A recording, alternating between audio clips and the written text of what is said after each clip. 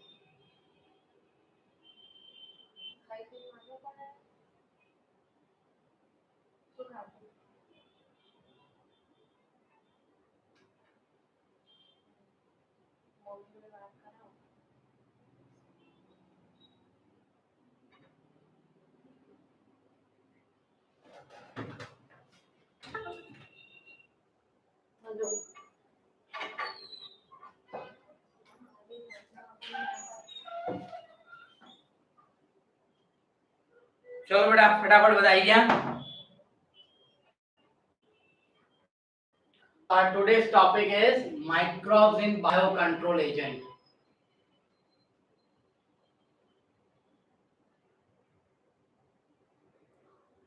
Okay, our today's topic is microbes in biocontrol agent. आज बेटा आपका ये चैप्टर भी फिनिश हो जाएगा, मतलब unit number 1 and unit number 6 and 8 दो फिनिश हो जाएंगे बेटा। मतलब 12th का आपका ऑलमोस्ट बेटा 40% सिलेबस आज फिनिश हो जाएगा। चलिए बेटा फटाफट सब लोग ऑनलाइन हो जाओ।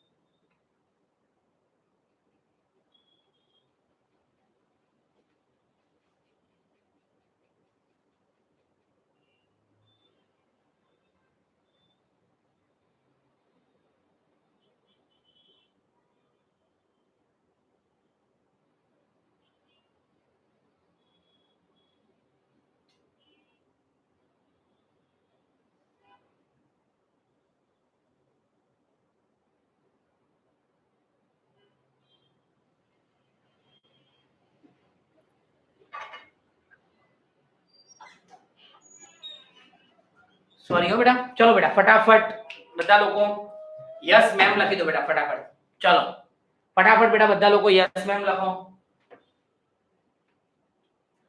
चलो microbes in bio control agent बेटा, तो use of biological methods for controlling the plant disease and paste. तो बेटा actually bio control, what is bio control? Bio control means it's a bio method for controlling the plant disease and the paste. यानी बेटा simply plant में कोई disease हो या फिर plant में जो पेस्ट का इन्फेक्शन होता है उसको कंट्रोल करने के लिए हम जो बायोलॉजिकल मेथड्स यूज करते हैं, that is known as the bio control agents बेटा. Okay, now this problem is also tackled by use of insecticide and pesticides. यानी बेटा ये जो प्रॉब्लम्स हैं इंसेक्ट का और पेस्ट का जो प्रॉब्लम है वो हम बायोलॉजिकल की जगह हम केमिकल ऐड करके, इंसेक्टिसाइड ऐड करके और पेस्टिसाइड्स ऐड करके भी बेटा हम उसको कंट्रोल कर सकते हैं. This problem tackled by the use of insecticide and the pesticides. बेटा केमिकल आर टॉक्सिक, और ये जो बेटा हम केमिकल यूज कर रहे हैं इंसेक्टिसाइड और pesticides are toxic, they are harmful to human being and animal. They are harmful to human being and animal. They polluting the environment. For an example, soil and the groundwater, fruit, vegetable and crops को बेटा वो polluted भी करेंगे. यानी simply bio control agent means बेटा it's a biological method to controlling or prevent the plant disease and the pest. Second thing बेटा, this problem tackled by, ये जो प्रॉब्लम है बेटा पेस्ट और इंसेक्ट का, वो हम इंसेक्टिसाइड और पेस्टिसाइड डाल के भी बेटा हम सॉल्व कर सकते हैं. But this insecticide and pesticide, these are the chemical and this chemical are toxic which harmful to human beings, they are harmful to animal, also they polluting the environment. For example soil, ground water यानी अंदर जमीन के अंदर जो पानी होगा बेटा उसको भी पॉल्यूटेड करेगा, फ्रूट वेजिटेबल और क्रॉप्स को बेटा वो पॉल्यूटेड करेगा, एज वेल एज बेटा वीडीसाइड यानी which control the weeds or remove the weeds also polluted the soil. यानी बेटा जो weedicides है जो weeds को रिमूव करते हैं वो भी बेटा soil को polluted करते हैं. तो ये केमिकल का यूज कम हो जाए और ये केमिकल का यूज कम हो जाए और बेटा कोई माइक्रो ऑर्गेनिज्म से हम अगर ये सारी चीजें कर सके बेटा. ओनली 21 स्टूडेंट बेटा प्रेजेंट है मेरे जो ना प्रेजेंट ये विधि ना आपने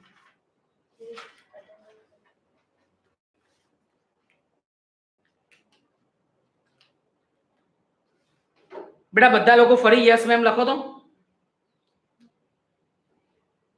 यस मैम लखो बेटा બધા फटाफट. चलो कि बेटा तो वीडीसाइड्स भी क्या करते हैं सॉइल को पॉल्यूटेड करते हैं बेटा. Now biological control of the pest and disease बेटा, pest and the disease. Just a minute हो बेटा. बेटा આપણે एग्जाम તમારી સ્ટાર્ટ કરીએ.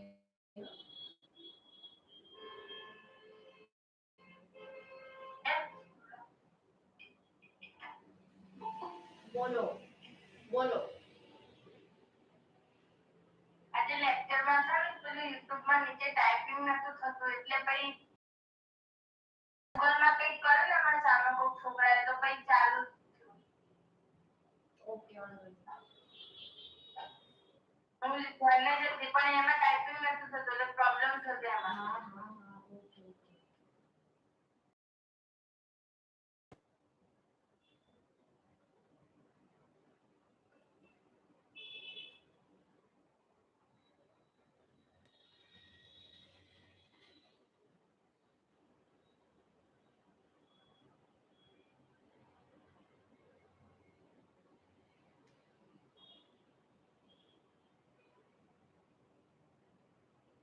મારો ફોન નહીં ચાલુ. ફોન પર નહીં.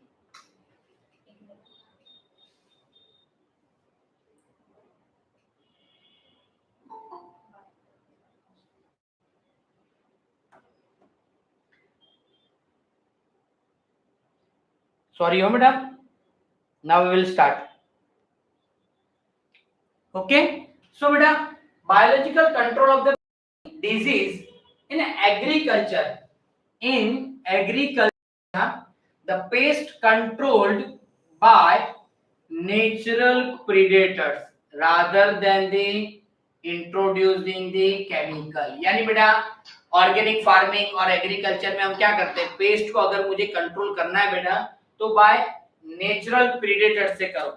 यानी मैं कोई ऐसा इंसेक्ट या फिर ऐसा वर्म्स डाल दूं जो पेस्ट और इंसेक्ट को मार दे, यानी नेचुरल प्रीडेटर डालूं rather than the chemical. Chemical के अलावा मैं कोई ऐसा की belief of organic farming.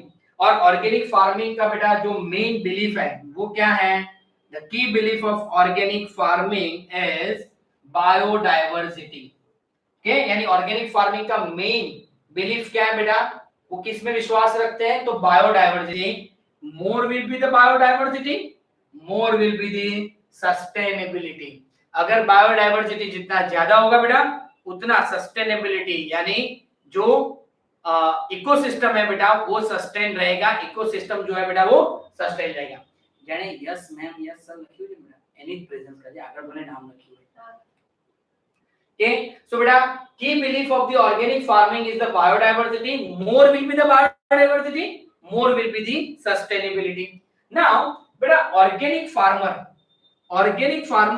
works to create a pest are not eradicated but instead are kept at the manageable level by the complex system of the checks and balance within the living and vibrant ecosystem.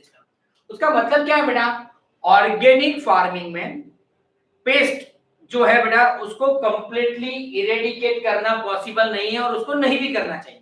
ध्यान से सुनना, organic farmer works to create a system. वो किसके ऊपर काम कर रहे हैं बेटा, organic farmer work to create a system where the insect that are sometime called the pest, यानी इंसेक्ट जिसको हम कई बार पेस्ट बोलते हैं, are not eradicated. यानी बेटा फार्मर है वो उसके ऊपर काम कर रहे हैं, जो पेस्ट है उसको कंप्लीटली इरेडिकेट नहीं करना है, but instead they are kept at the manageable level. Insect को मैनेजेबल लेवल में कंट्रोल करो कि इंसेक्ट का जो लेवल है वो हार्मफुल इफेक्ट ना दे. यानी बेटा अगर हम सारे इंसेक्ट को मार देंगे तो हो सकता है कि एक्स इंसेक्ट है वो एस इंसेक्ट वाई प्लांट के लिए हार्मफुल है पर वो ए प्लांट के लिए यूजफुल भी है. तो अगर मैंने एक्स इंसेक्ट को मार दिया तो वाई को तो बेनिफिट इफेक्ट मिलेगा, but what about the A plant, A plant को तो डैमेज होगा क्योंकि एक्स इंसेक्ट ए के लिए चाहिए था. तो कंप्लीटली पेस्ट को इरेडिकेट नहीं करना चाहिए, उसको मैनेजेबल लेवल तक ले आओ, उसको ऐसे लेवल तक ले आओ कि वो उसका हार्मफुल इफेक्ट ना दे बेटा. Okay, now conventional farming use the chemical. अब कन्वेंशनल फार्मिंग में हम क्या करते हैं बेटा, इंसेक्टिसाइड और पेस्टिसाइड केमिकल यूज करते हैं. Chemical method kill the useful and harmful form of the indiscriminately. यानी बेटा जब हम केमिकल यूज करते हैं उससे क्या होता है पता है, जो यूजफुल है वो भी मर जाएगा, जो हार्मफुल है वो भी मर जाएगा. तो वो तो करना ही नहीं है. तो हमको बेटा ऐसे केमिकल तो कभी भी प्लांट को देने ही नहीं है जिससे यूजफुल और हार्मफुल दोनों फॉर्म जो है लाइफ फॉर्म है वो बेटा मर जाए.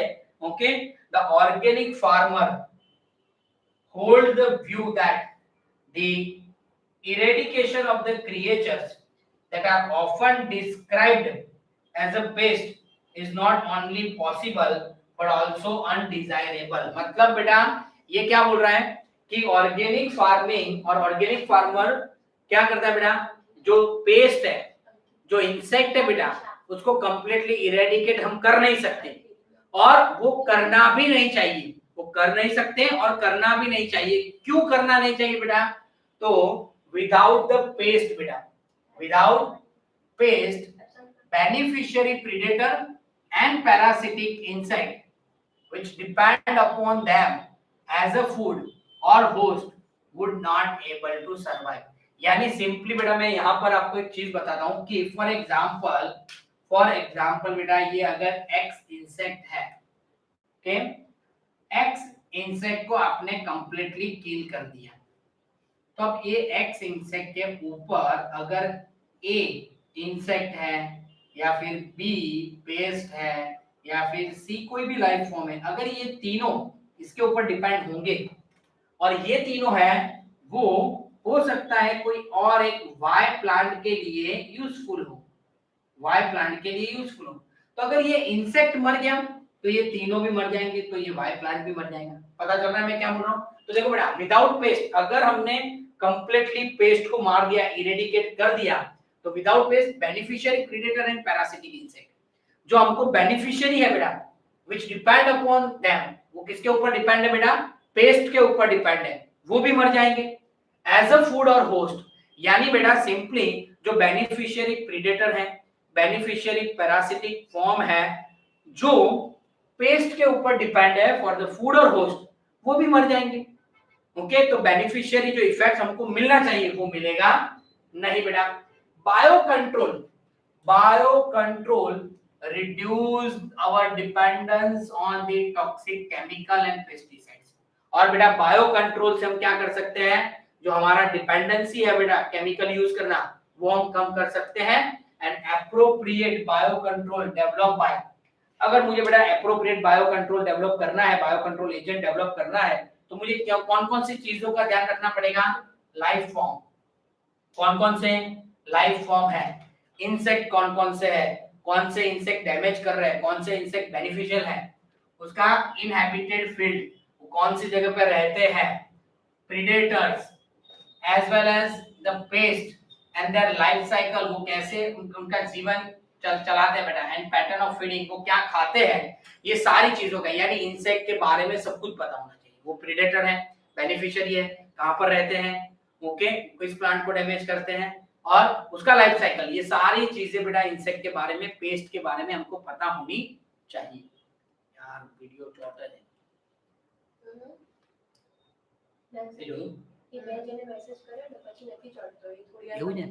ओके ओके, तो ये सारी चीजें बेटा पता होनी चाहिए, तभी बेटा हम बायो कंट्रोल एजेंट को यूज कर सकते हैं। नाउ यहाँ पर बेटा थोड़े बहुत एग्जांपल दिए हैं कि battle with the red and the black marking like ladybird and dragonflies। तो बेटा ladybird और dragonflies जो है ना, it will get rid from the aphids, यानी aphids से हमको छुटकारा कौन देगा? ladybird। और बेटा मॉस्किटो से हमको प्रिवेंट यानी छुटकारा कौन देगा? तो dragonflies। वैसे ही बेटा एक है Bacillus thuringiensis। क्या है बेटा? Bacillus thuringiensis is a bacteria। Bacillus thuringiensis क्या है बेटा? बैक्टीरिया है, वो किसके ऊपर कंट्रोल करता है? कंट्रोल दी बटरफ्लाई कैटरपिलर। किसको कंट्रोल करता है बेटा? Butterfly caterpillar. ये जो बैसिलस thuringiensis के स्पोर के पाउडर अवेलेबल है, ड्राई स्पोर पाउडर अवेलेबल है, यानी बेटा bacillus thuringiensis dry spore powder available in the sachet, यानी बेटा जैसे पाउच आता है ना, वो पाउच में बेटा ड्राई पाउडर अवेलेबल है, किसका? तो बैसिलस thuringiensis के स्पोर का। उसको पानी के अंदर मिक्स करना है और स्प्रे करना है प्लांट के ऊपर। अब जब इंसेक्ट के लार्वा है उसको खाएंगे वो प्लांट को, तो ये टॉक्सिन्स है, बैसिलस thuringiensis का जो टॉक्सिन्स है, मैंने क्या किया? बैसिलस thuringiensis का जो स्पोर था उसके पाउडर को पानी में डाला और प्लांट के ऊपर क्या किया? स्प्रे कर दिया। अब इंसेक्ट के लार्वा है वो प्लांट पे बैठेंगे और उसको खाएंगे। जब खाएंगे तो ये बैसिलस thuringiensis के जो टॉक्सिन्स है वो कहां जाएंगे बेटा? लार्वाई के गट में, लार्वाई के स्टमक में, और वहां जाके बेटा वो क्या करेंगे? इंसेक्ट को किल कर देंगे, इंसेक्ट को किल कर देंगे। ऐसे बेटा अभी मार्केट में बीटी कॉटन, बीटी ब्रिंजल और सारी चीजें बेटा अभी मार्केट में अवेलेबल है। कई बार तो बेटा फंजाई है, trichoderma, treat some disease in the plant, यानी बेटा फंजाई, ट्राइकोडर्मा फंजाई भी है बेटा जो प्लांट को डिजीज से बचाते हैं और ट्रीट करने में हेल्प करते हैं। तो बेटा देखो लेडीबर्ड है वो किससे बचाता है? अफाइड से। ड्रैगन फ्लाइज है वो मॉस्किटो से। बैसिलस thuringiensis एक्चुअली बेटा कैटरपिलर के अटैक से बचाते हैं, और उसमें क्या करना है? ड्राई स्पोर पाउडर है उसको पानी में डाल के प्लांट के ऊपर डाल देना है। जब बेटा इंसेक्ट के लार्वा उसको खाएंगे तो टॉक्सिस कहां जाएगा? टॉक्सिन्स जाएगा कैटरपिलर के स्टमक में और वो इंसेक्ट को मार देंगे। ऐसे बेटी कॉटन मार्केट में अवेलेबल है। एक और इंटरेस्टिंग चीज है बेटा बकुलो वायरस। बकुलो वायरस जो है ना बेटा वो किसके ऊपर अटैक करता है? इंसेक्ट और आर्थ्रोपोडा के ऊपर अटैक करता है। Baculovirus is attack on the insect and the arthropoda. और ये जो बकुलो वायरस है वो कौन से जीनस में से है बेटा? न्यूक्लियो पॉलीहाइड्रोवायरस। कौन से बेटा? न्यूक्लियो पॉलीहाइड्रोवायरस बेटा। यानी फन ये जो बकुलो वायरस है बेटा वो इंसेक्ट और आर्थ्रोपोडा के ऊपर अटैक करता है। और ये जो बकुलो वायरस है बेटा वो कौन से कैटेगरी में है? न्यूक्लियो पॉलीहाइड्रोवायरस। एक्चुअली ये बकुलो वायरस है ना बेटा it is the excellent candidate for species specific narrow spectrum insecticidal application. यानी बेटा ये बकुलो वायरस बहुत ही स्पेसिफिक इंसेक्ट को ही मारता है। ऐसा नहीं है कि सारे इंसेक्ट को मार दे, जिसको मारना चाहिए उसको ही बेटा वो मार रहा है। यानी वो बहुत ही स्पेसिफिक है। And narrow spectrum insecticide. Narrow spectrum यानी बहुत ही कम इंसेक्ट को बेटा वो मारता है, सब इंसेक्ट को नहीं मारता। And it no negative effect, उसका कोई नेगेटिव इफेक्ट नहीं है बेटा plant, bird, mammals, fish, even in the non target insect. यानी बेटा जिसको हम टारगेट नहीं कर रहे, जिसको हमको नहीं मारना है, वैसे insect, plant, bird, mammal, fish के ऊपर बेटा उसका कोई नेगेटिव इफेक्ट नहीं है। यानी बकुलो वायरस बेटा सबसे ज्यादा यूज हो रहा है इसमें इंटीग्रेटेड पेस्ट मैनेजमेंट प्रोग्राम में, आईपीएम में। और जहां पर बेटा इकोलॉजिकली सेंसिबल एरिया है, जो बहुत सेंसिबल एरिया है कि जहां पर बहुत सारे इंसेक्ट है और सारे इंसेक्ट न मर जाए, तो ऐसी जगह पे बेटा हमको baculovirus as a bio control agent use करना चाहिए बेटा। क्लियर है? કેમ કેટલા લોકો પ્રેઝન્ટ છે? ઓન્લી 22 જણા છે। એબ્સેન્ટ છે કોઈ? તો ફોન કરો। ધર્મી રુદ્રા દુષ્યંત રુદ્ર ના હોય રુદ્ર ના એના આપી પણ આમાં યસ મેમ નહીં લખે रुद्राનું લખો ફોન આવ્યો છે। मैं લેક્ચર નહીં કરે। पतियो पटेल કરવાની 24 તારીખ સુધી।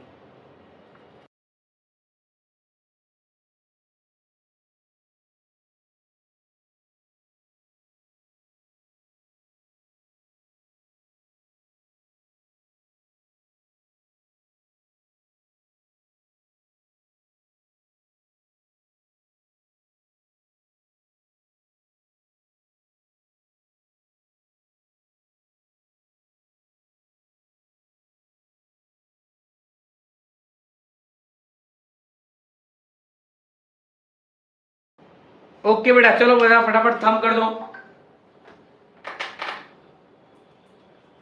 किसी को कोई डाउट है तो बेटा बताओ।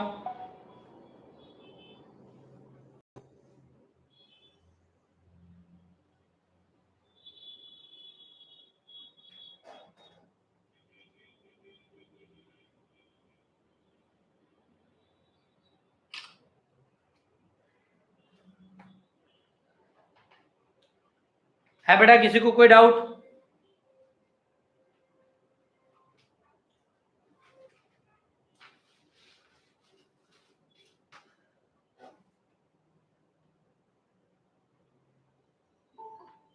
चलो मेरा वीडियो ऑन કરી દો અને રાઇટિંગ પ્રેક્ટિસ લખવાની સ્ટાર્ટ કરી દો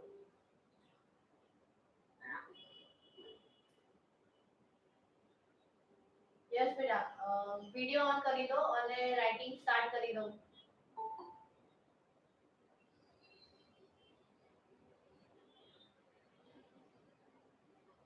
બોલ છઠ્ઠો ક્વેશ્ચન લખી દો કઈ રીતે લખવાનું આન્સર 7 રીતે કરી લખવાનું ના ના 6 જ આપણે તો નંબરિંગ બરાબર આપી દેવાનું चलो बेटा डन।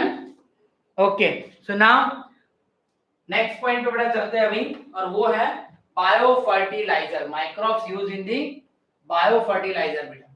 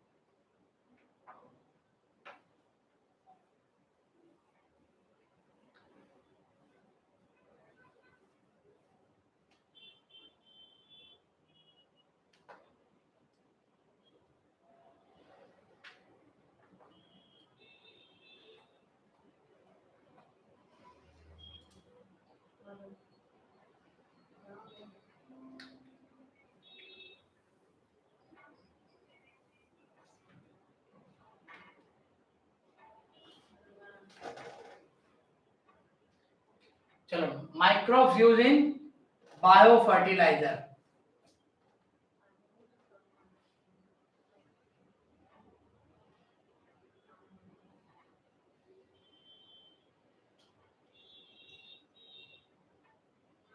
Okay बेटा, microbes used in the biofertilizer बेटा. So actually a biofertilizer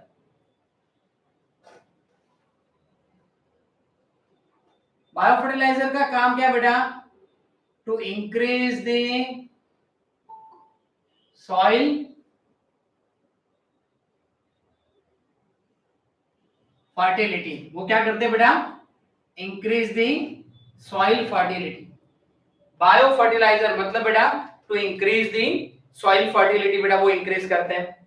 and who is act as a bio fertiliser बेटा? So they fungi, bacteria and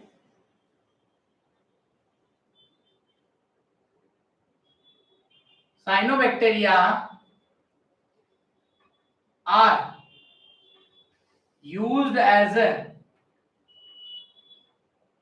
biofertilizer. यानी बेटा एज अ बायो फर्टिलाइजर कौन यूज हो रहा है? Fungi, bacteria and cyanobacteria use हो रहे हैं. तो बेटा बायो फर्टिलाइजर का सबसे ज्यादा यूज कहां होता है बेटा? To increase the fertility of the soil. And fungi है बेटा, बैक्टीरिया है और cyanobacteria are used as a bio fertiliser. अब बेटा मैं बात करता हूं कि सिम्बायोटिक एसोसिएशन की बात करते हैं. किसकी बेटा? सिम्बायोटिक association between the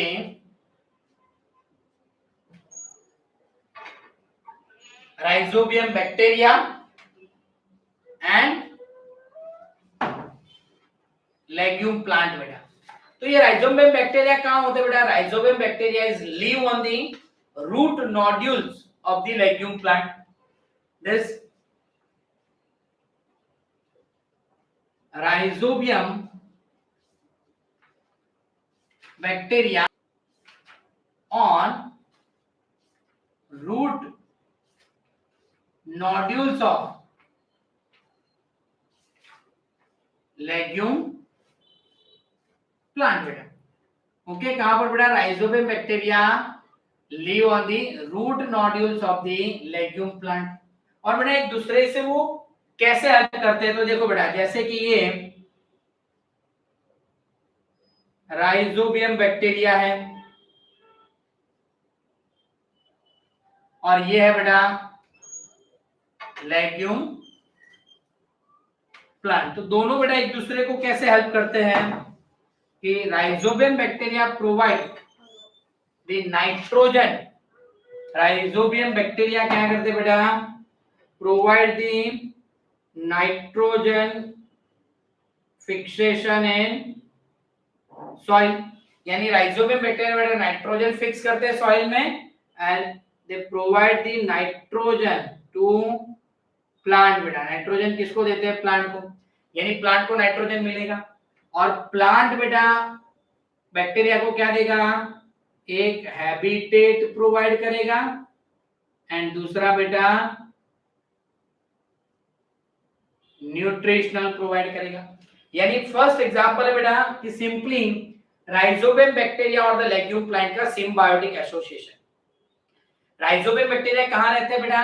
तो जो लेग्यूम प्लांट है, सपोज ये लेग्यूम प्लांट का रूट है, तो रूट के ऊपर बेटा वो नोड्यूल बना के रहते हैं. वो रूट के ऊपर नोड्यूल बना के बेटा वो रहते हैं. उसका काम क्या है बेटा? ये राइजोबियम बैक्टीरिया एटमॉस्फेयर में से नाइट्रोजन फिक्स करके सॉइल में डालते हैं और वो नाइट्रोजन प्लांट यूटिलाइज करता है और अपना फूड बनाता है.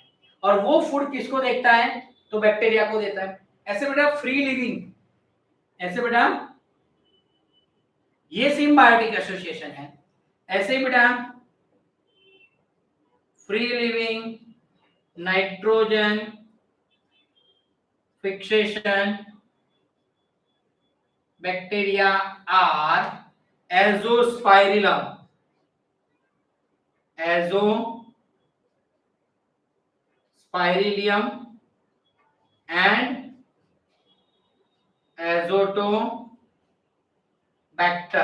यानी बेटा दो और है, एजोस्पाइरिलियम एंड एजोटोबैक्टर। बेटा ये दो ऐसे हैं जो नॉट अ सिम्बायोटिक, वो सिम्बायोटिक नहीं है, दे आर फ्री लिविंग, यानी बेटा वो एटमॉस्फेयर में फ्री लिविंग रहते हैं और वो भी बेटा नाइट्रोजन फिक्सेशन में हेल्प करते हैं।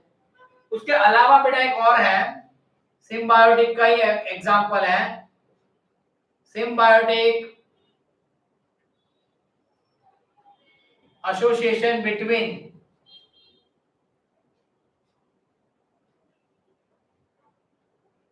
glomus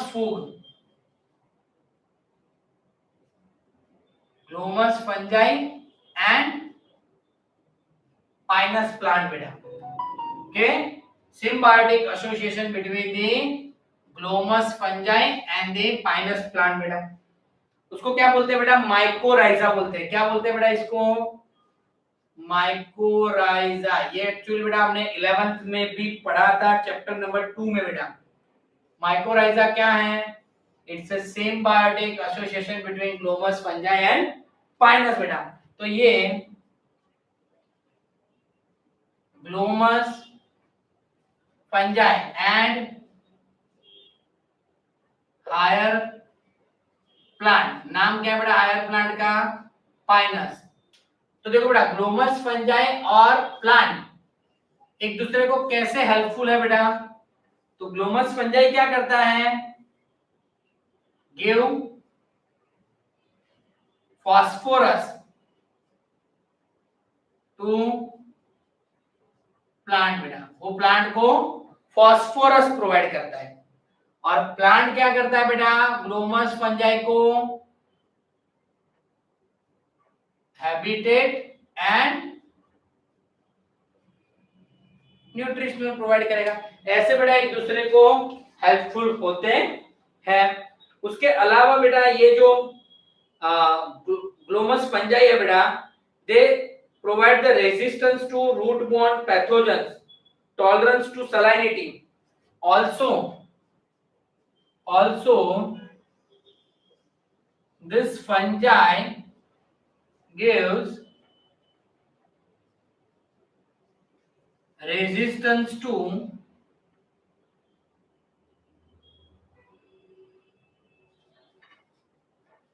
salinity and drought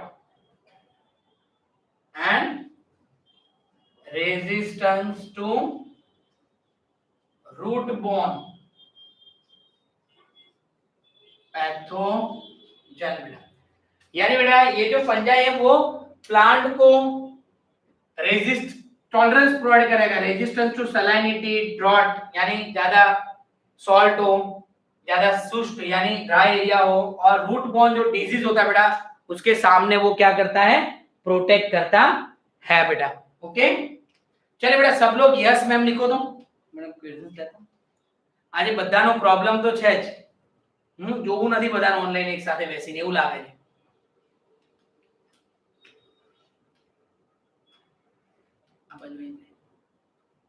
yes ma'am લખો અને જેટલા અત્યારે જેટલા यस मैम લખે ને એટલાની ફાઇનલ આપણે પ્રેઝન્સ કેલ્ક્યુલેટરમાં લેજો, બરાબર? બાકીનાને ફોન કરો। 5 જ મિનિટ હો, 2 મિનિટ જ પ્રેઝન્સ લઈશ પછી નહીં લો કે એટલે એવું નહીં પછી 10 મિનિટ પછી તમે યસ સર લખો એવું મારે નથી જોતું।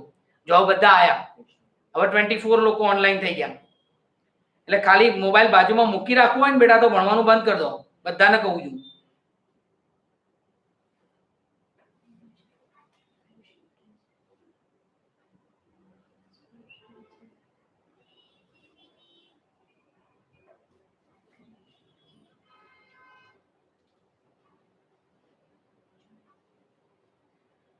Okay, and last है बेटा साइनोबैक्टीरिया।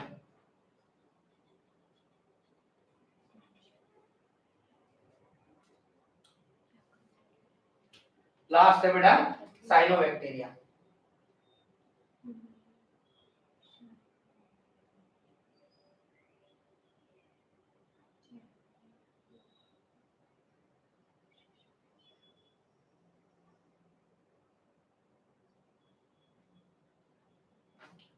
चलिए बेटा फटाफट प्रेजेंस दो पहले।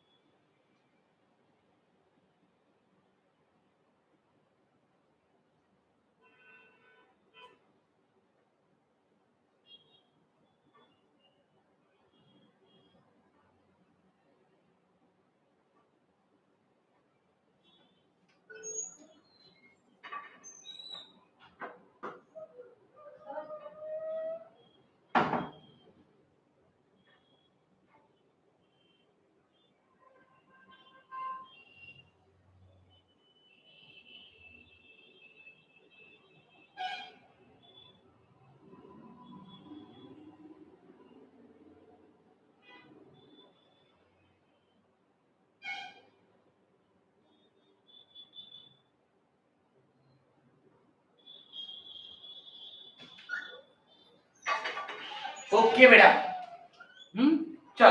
सो साइनोबैक्टीरिया बेटा, साइनोबैक्टीरिया में एग्जांपल कौन कौन से हैं? The example of cyanobacteria is Nostoc, Anabaena and Oscillatoria. These are the example of the cyanobacteria, and cyanobacteria is क्या बेटा? They are the autotrophic bacteria. बेटा क्या है? They are autotrophic bacteria. Autotrophic मतलब they prepare their food by themselves. उसका भी काम क्या है बेटा? They fix the nitrogen in the soil and they increase fertility of soil. बेटा वो क्या करते हैं? soil का fertility increase करेगा. and where they are used? They are used in paddy field. कहां पर बेटा वो सबसे ज्यादा यूज हो रहा है? पैडी फील्ड में. पैडी फील्ड मतलब जहां पर राइस का बेटा कल्टीवेशन होता है, वहां पर सबसे ज्यादा यूज होता है. So this is symbiotic association between rhizobium and legume plant. Free living Azotobacter, Azospirillum help in fixation of nitrogen, mycorrhiza and cyanobacteria. Okay beta, so this is all about the biofertilizer used, microbes used in biofertilizer. चलिए बेटा यहाँ तक पता चल गया है, तो फटाफट सब लोग थंब करो, थंब करो बेटा. चलो फटाफट सब लोग यहाँ तक खबर पता चल गया है तो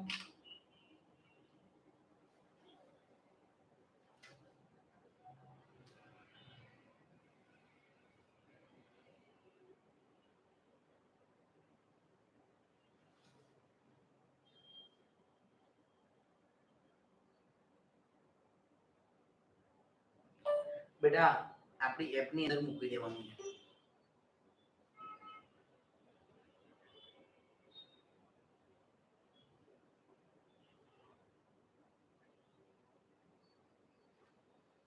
चलिए बेटा फटाफट सब लोग थंब करो.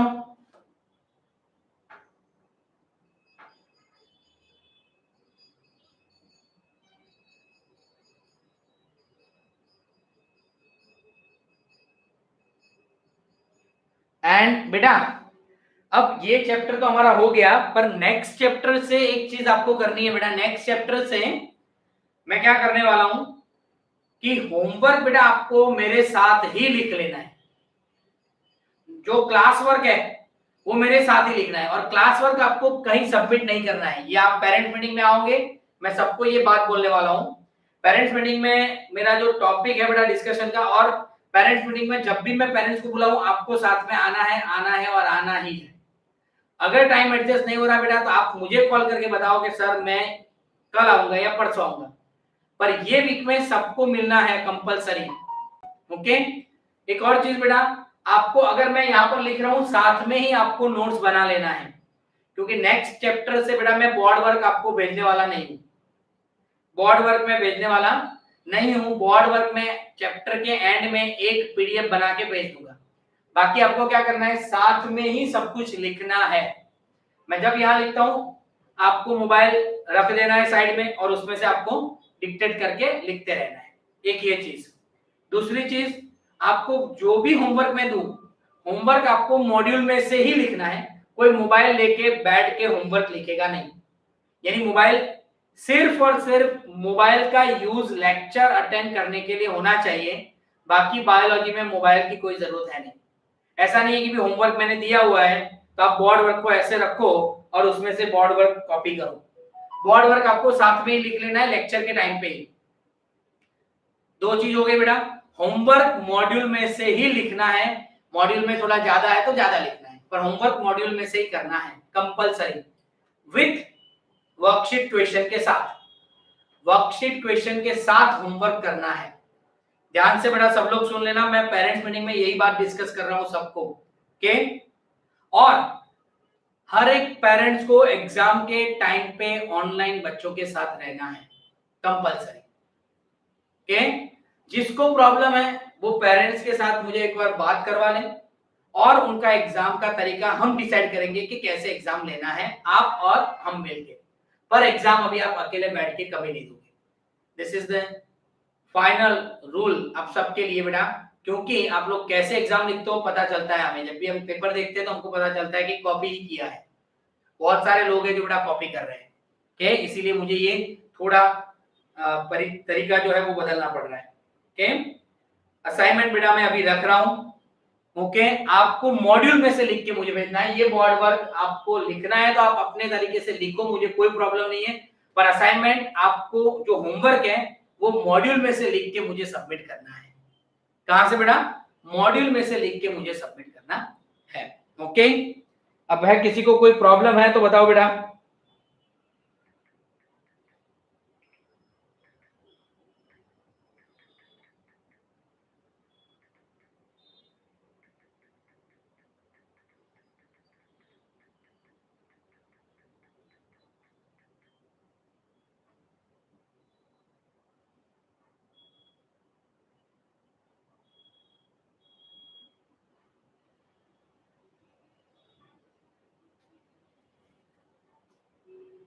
डन ना बेटा सबको? मैं अभी फोटो तो अटैच कर रहा हूं आज के लेक्चर के। और बेटा सबको कंपलसरी होमवर्क 10 बजे से पहले भेज देना है। जिसका होमवर्क नहीं आ रहा वो सबको बेटा धीरे धीरे अभी मैं पढ़ाना ही बंद करने वाला हूं। Okay, and one more thing बेटा, आप लोगों को पता होगा कि सीबीएसई ने 2 एग्जाम लेने का डिसीजन लिया है। तो हो सकता है कि गुजरात बोर्ड में वही डिसीजन आए। 1-2 हफ्तों में हमको पता चल जाएगा गुजरात बोर्ड क्या करने वाले हैं। ओके, तो बेटा अगर आपका नवंबर में एग्जाम होगा तो कौन से चैप्टर्स होंगे वो भी जानना बहुत जरूरी है।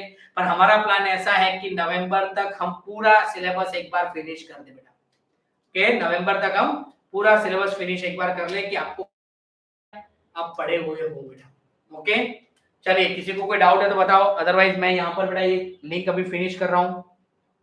लेक्चर बेटा मैं यहाँ पर फिनिश कर रहा हूँ। Thank you and have a good day बेटा, बाय।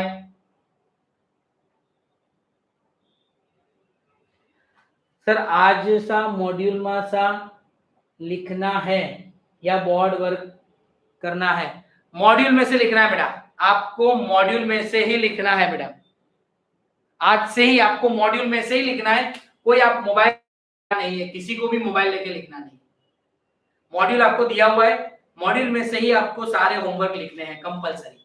क्योंकि बहुत सारे पेरेंट्स का कंप्लेन है कि सर वो पूरे दिन मोबाइल रखते ही नहीं। Mobile is only for lecture attending. अगर लेक्चर हो गया फिर सारी चीज आपके पास अवेलेबल है। मॉड्यूल है, टेक्स्ट बुक है, किताब है, सब कुछ है, उसमें से आपको होमवर्क करना है बेटा। ओके,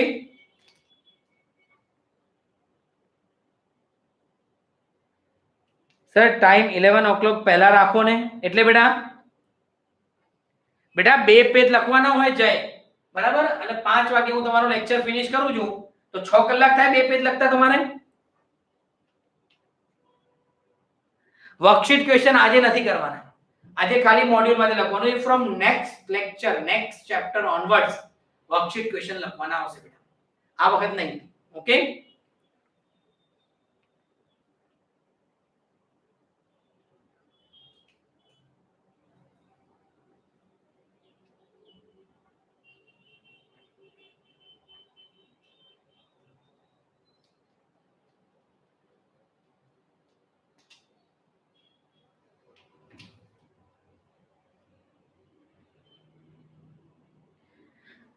બેટા આટલા વર્ષોથી 1 વર્ષથી આપણું ટાઈમ ટેબલ સેટ જ છે, તો તમારે પ્લાન કરી દેવો પડે કે ભાઈ બાયોલોજીના લેક્ચર પછી એનું 2 કલાકનું કે 1 કલાકનું હોમવર્ક હોય તો ફિઝિક્સનું પહેલા વાંચી લઈએ, બરાબર. અને દેવ જ છે ને, બરાબર બેટા. બીજા લેક્ચર ને બધું હોય છે, મને બી ખબર બેટા તમારે બીજા સબ્જેક્ટ હોય છે, પણ તમે લોકો પ્લાનિંગ કરી કરો તો કોઈ ડિસ્ટર્બન્સ થાય નહીં, કોઈ પ્રોબ્લેમ ના આવે બેટા.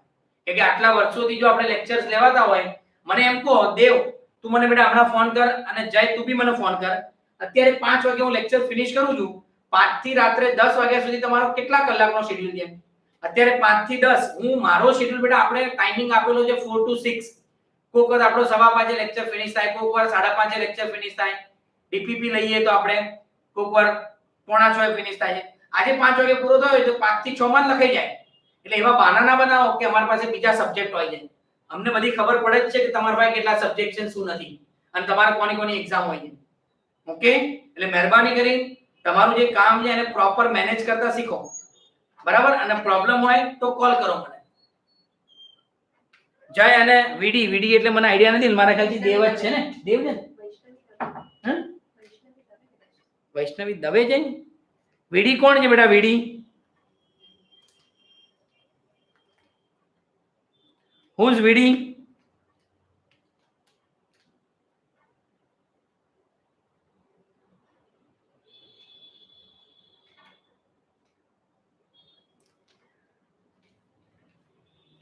દેવ પટેલ. ઓકે, એ બંને જણા બેટા મને કોલ કરો ને હમણાં, એટલે હું બંનેને ગાઈડ કરું કે એક્ઝેક્ટલી તમારે કેવી રીતે કામ કરવું, બરાબર. બધા છોકરાઓનો હોય જ છે લેક્ચર, બધાનો હોય. મને બી ખબર બેટા તમારા 3 સબ્જેક્ટ છે, તમારા બીજા સબ્જેક્ટની એક્ઝામ પણ હોય, હું ના નથી પાડતો. ઓકે, પણ ટાઈમ મેનેજમેન્ટ કરવું એ તમારી રિસ્પોન્સિબિલિટી છે. ના ખબર પડે તો મને ફોન કરો, હું તમને ટાઈમ ટેબલ મેનેજમેન્ટ કરી આપું. ઓકે બેટા, ચલો બાય.